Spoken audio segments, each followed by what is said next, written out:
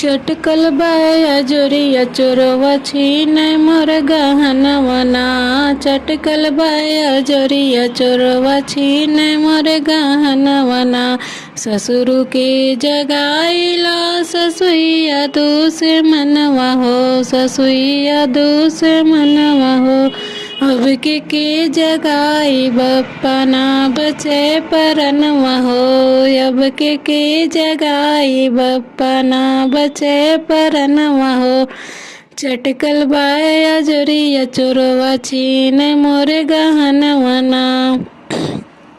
जेठ के जगाइला जेठनिया दोष मनवा हो। जेठनिया दोष मनवा हो।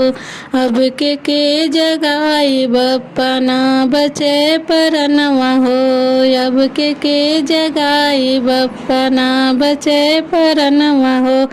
चटकल बाया जोरिया चोरवा छीने मोरे गहनवना। चटकल बाया जोरिया चोरवा छीने मोरे गहनवना। देवर के जगाइला देवरनिया दूस मनवा हो। देवरनिया दूस मनवा हो। अब के जगाई बप्पना बचे परनवा हो।